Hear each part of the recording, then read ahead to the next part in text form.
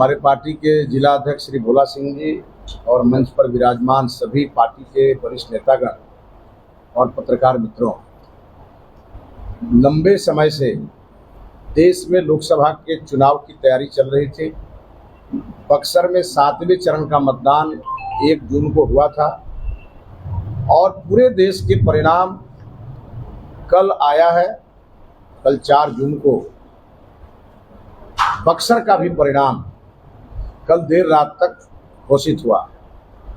चूंकि मैं बक्सर भारतीय जनता पार्टी और एनडीए का के कैंडिडेट होने के नाते मेरी पूरी नज़र कल के मतगणना पर भी थी, तो मेरा पहला रिएक्शन ये है कि लगभग 4,08,000 से भी अधिक वोट मुझे इस चुनाव में बक्सर की महान जनता ने मुझे दिया है। बक्सर की महान जनता ने देश के माननीय प्रधानमंत्री आदरणीय नरेंद्र मोदी जी पर विश्वास किया है, भारतीय जनता पार्टी एनडीए पर विश्वास किया है और जो 2 महीने तक यहाँ मैंने सघन चुनाव प्रचार किए, मैंने जनता से वायदे किए और जनता के बीच रहकर काम करने का मैंने जो संकल्प लिया था, बक्सर की महान जनता ने 4,08,000 से भी ज़्यादा वोट दे करके मुझे अपना ऋणी बनाया है। मैं सबसे पहले बक्सर के सभी परिवारजनों को हृदय से धन्यवाद देता हूं, जिन लोगों ने इस परिस्थिति में मोदी जी का साथ दिया, भाजपा का साथ दिया और मेरा साथ दिया। मैं भी उनका साथ कभी छोड़ने वाला नहीं। यह जनादेश हृदय से स्वीकार करता हूं। यह जनता का दिया हुआ जनादेश है और इस जनादेश का मैं सर झुका करके सम्मान भी करता हूं। जो इस चुनाव में जीते हैं, मैं उनको बधाई भी देता हूं। यहाँ से सुधाकर सिंह जी जो इंडी गठबंधन के उम्मीदवार के रूप में जीते हैं, उनको मैं हृदय से बधाई देता हूं। चुनाव में हार जीत होती रहती है, हार को भी स्वीकार करना चाहिए और जीत पे इतराना भी नहीं चाहिए। ये मैंने दीनदयाल जी से सीखा है, मैंने अटल बिहारी वाजपेयी जी से सीखा है और मैंने मोदी जी से और भारतीय जनता पार्टी से मैंने सीखा है। और इसलिए तनिक भी मन के अंदर न कोई उदासी है, न मन के अंदर कोई घबराहट है और न मन के अंदर कोई थकान है। इसलिए पूरी तरह से निष्ठा के साथ, ऊर्जा के साथ और अपने सभी कार्यकर्ताओं के साथ बक्सर की सेवा 5 साल, जब तक अगला चुनाव नहीं आ जाता तब तक बक्सर के कार्यकर्ताओं के साथ मिलकर के बक्सर की जनता का सेवा करूंगा और खुट्टा गाड़ करके इस बक्सर में बक्सर के हर गलत काम का विरोध करूंगा। क्योंकि मैं यहाँ विपक्ष में हूँ, जो जीते हैं वो सत्ताधारी दल के सांसद कहे जाएंगे और मेरी अपेक्षा होगी। मैंने बक्सर में बक्सर को बनारस बनाने का संकल्प लिया था। यह संकल्प कुछ दिनों के लिए जरूर टल गया, क्योंकि मैं सांसद होता तो मैं तुरंत इसके लिए पहल करता। अब चूंकि मैं सांसद नहीं हूँ, पार्लियामेंट में नहीं बैठ सकता, मेरे पास सांसद का लेटर पैड नहीं है, इसलिए बक्सर को बनारस बनाने का जो मेरा सपना था वो थोड़े दिनों के लिए रुक गया। लेकिन बक्सर को लंदन बनाने वाले लोग, बक्सर को अमेरिका बनाने वाले लोग, जो राष्ट्रीय जनता दल के उम्मीदवार ने अपने चुनाव में ये वायदा किया है कि वो बक्सर को अमेरिका और लंदन बनाएंगे, मैं इंतजार करूंगा कि वो बक्सर को अमेरिका और लंदन जैसी बक्सर बना करके दें। यदि उन्होंने बक्सर को लंदन और अमेरिका बनाया तो अगले चुनाव में मैं उनका भी समर्थन करूंगा। इसीलिए मैं हर हाल में चाहता हूं कि बक्सर का विकास हो, बक्सर में अमन शांति और चैन रहे और बक्सर आगे बढ़े, क्योंकि बक्सर एक सामान्य लोकसभा नहीं है। बक्सर देवी देवताओं की पुण्य भूमि है, ऋषि महर्षियों की तपस्या स्थली है, प्रभु श्री राम की ज्ञान स्थली है और हमारे महान तपस्वी विश्वामित्र जी की तपोस्थली है। और बामन भगवान ने इस धरती में अवतार लेकर के इस धरती को अवतारी भूमि एक तरह से घोषित किया है। इसलिए मैंने अपने जितने मेरे संकल्प थे उन सभी संकल्पों को जनता के सामने रखा था। मुझे इस बात के लिए मलाल रहेगा कि जिस समय ये राम वर्ष था और जिस समय यह चुनाव हुआ, ये राम काज के लिए चुनाव था। प्रभु श्री राम ने सिखाया है समाज में कोई भेदभाव नहीं होना चाहिए और इसीलिए जब वो लंका की लड़ाई लड़ रहे थे तो किसी राजा का उन्होंने सहयोग नहीं लिया, उन्होंने उन वंचितों का सहयोग लेकर के रावण जैसे प्रतापी राजा को हराया था। और प्रभु श्री राम ने सिखाया, रावण बड़े ही पराक्रमी राजा था, ब्राह्मण था, लेकिन देश के किसी ब्राह्मण ने रावण की पूजा नहीं की। देश के सभी ब्राह्मणों ने राम की पूजा की। और यही हिंदू और यही सनातन धर्म का कर्तव्य भी होता है। मैंने बक्सर में यह महसूस किया कि बक्सर में राष्ट्रवाद जातिवाद के कारण हार गया। मैंने बक्सर में महसूस किया कि बक्सर का विकासवाद कहीं न कहीं क्षेत्रवाद के कारण और कहीं न कहीं परिवारवाद के कारण हार गया।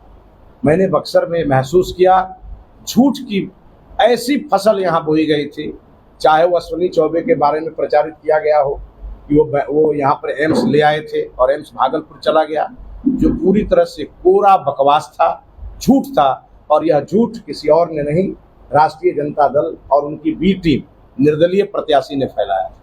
आपने देखा होगा कि जिस व्यक्ति ने यहाँ के निर्दलीय प्रत्याशी का मंच संचालन किया था नॉमिनेशन के सभा में, वह प्रत्याशी कल मिठाई खा रहा था राष्ट्रीय जनता दल के एमपी, नवनिर्वाचित एमपी के द्वारा। यह बात बक्सर की जनता को दिखना चाहिए कि ये वो लोग हैं जो जयचंद बन करके डस रहे थे इस बक्सर को। और बक्सर में लगभग 71 से 80 हजार लोगों का वोट जो पड़ना चाहिए था भारतीय जनता पार्टी के पक्ष में, वह वोट यत्र तत्र और सर्वत्र चला गया। और यह बक्सर के इतिहास में ये पहली और आखिरी घटना होनी चाहिए। लोकतंत्र में जब आदमी गिरता है तो संभलने का मौका लोकतंत्र ही देता है। मैं भी अपने पूरे पार्टी के कार्यकर्ताओं के साथ, एनडीए के कार्यकर्ताओं के साथ पूरे चुनाव की समीक्षा करूंगा। और आज मुझे प्रदेश नेतृत्व ने रात में बुलाया है पटना। मैं जाकर के एक एक बात की रिपोर्ट अपने प्रदेश नेतृत्व को भी दूंगा, केंद्रीय नेतृत्व को भी दूंगा। और उसके बाद मैं विधानसभा वार अपने कार्यकर्ताओं के साथ बैठ कर और इसकी पूरी समीक्षा करूंगा, कहाँ चूक हुई, कहाँ हम फिसल गए, किस कारण हम चुनाव हारे। इन सभी चीज़ों को सोच के समझ के और अगले चुनाव में उसको कैसे हम दुरुस्त करें और कैसे हम उसको ठीक करें, इस पे हमारा पूरा काम चलेगा। मैं पार्टी का प्रदेश महामंत्री भी हूँ, इसलिए मेरी जिम्मेवारी है, यदि हमारा संगठन कहीं कमज़ोर रहा, कहीं हमारा संगठन अगर किसी कारण से सुस्त रहा तो कैसे वो चुस्त हो, और अगर कमज़ोर रहा तो कैसे वो मजबूत हो, इसकी भी पूरी जिम्मेवारी मेरे ऊपर। इसलिए मैंने अपने जिलाध्यक्ष जी को कहा है, प्रत्याशी मैं कल तक था, आज से मैं पार्टी का प्रदेश महामंत्री हूँ और अब दिन रात एक कर दूंगा, लेकिन बक्सर की संगठन को मजबूत करें। और अगले विधानसभा चुनाव में बक्सर में 6 विधानसभा कैसे जीते, इसके लिए मैं प्राण लगा दूंगा। और साथ ही साथ बक्सर एक देवभूमि भी है, तो हमारे देवी देवताओं का हम पर बहुत आशीर्वाद है। मैंने बक्सर के किसी मंदिर को छोड़ा नहीं, हर मंदिर में मैंने मत्था टेका है। तो कुछ कमी मुझ में ही रह गई होगी, जिसके कारण हमें विजय श्री का आशीर्वाद नहीं मिला। वो कमी भी मैं आगे के दिनों में पूरा करूंगा और हर हाल में अगला लोकसभा चुनाव भारतीय जनता पार्टी जीतेगी। मैं आज फिर आप लोगों को कहता हूं, अगर पार्टी अगली बार मुझे उम्मीदवार नहीं भी बनाएगी तो जिसको बनाएगी उसको उसके साथ खड़ा होकर के मैं उसको जितवाने का काम करूंगा। मैं पार्टी के साथ कभी गद्दारी नहीं कर सकता। पार्टी मेरे लिए माँ के समान है और माँ जो निर्णय करती है बेटे को मानना चाहिए। लेकिन मुझे पार्टी के नेताओं ने कहा है, बक्सर आपका क्षेत्र है, पूरे इस क्षेत्र को आप अपना घर समझ करके इसको सजाइए, संवारिए। और मैं इस काम के लिए आज से लग गया। और मेरे घर में जिसने भी छेद किया होगा, मेरे घर में जिसने भी डांका डाला होगा, उसको मैं ढूंढ के निकालूंगा और आप देख लीजिएगा, वो दूर दूर तक आपको दिखाई नहीं देगा। मैं एक संकल्प लेने वाला व्यक्ति हूँ और दृढ़ संकल्प लेने वाला व्यक्ति हूँ। और मुझे इस बात का दुख है कि मोदी जी ने मुझ पर भरोसा किया था, मैं यह सीट जीत करके मोदी जी को नहीं दे पाया। मैं अपने लिए चुनाव नहीं लड़ रहा, मैं पार्टी के लिए चुनाव लड़ रहा था। और मैंने जो जो घोषणाएं की थी बक्सर में, वो आज नहीं तो कल मैं पूरा करूंगा। और बक्सर का आज राष्ट्रीय जनता दल का है और बक्सर का कल भारतीय जनता पार्टी का है। ये मैं पूरे बक्सर को विश्वास दिलाता हूँ। बक्सर में कभी सनातन को छुपने नहीं दूंगा। बक्सर में जातिवाद का जो जहर जिन लोगों ने बोया है, उसको मैं राष्ट्रवाद से खत्म करूंगा। बक्सर में जिन लोगों ने भी झूठ की खेती की है, उसका झूठ मैं जनता के सामने लाऊंगा। और उन लोगों को जैसे पत्थर का चना चबाने का आनंद मिलता है, वैसा आनंद जो आनंद के लिए बहुत बेचैन थे लोग, उनको मैं भी अब एक विपक्ष का सशक्त सिपाही बन करके और उनको आनंद की अनुभूति भी कराऊंगा। इसलिए आज मैं सभी प्रेस मीडिया के भाइयों को बहुत बधाई दूंगा। आपने बड़ा सहयोग किया, हमारी बात को आपने पहुंचाया है, मैं उनको भी बहुत बधाई दूंगा। एक सवाल जो जो पहले मेरी बात पूरी कर लेने दीजिए। जो 1000 से भी अधिक संख्या में, कोई पूना से आया था, कोई कर्नाटक से आया था, कोई दिल्ली से आया था, और 1000 की संख्या में यूट्यूबर इस बक्सर को लूट करके चले गए और यह बक्सर लूट गया। मैं वैसे लोगों को भी बधाई दूंगा जो लूटने आए थे और लूट करके चले गए। हाँ, आप पूछिए।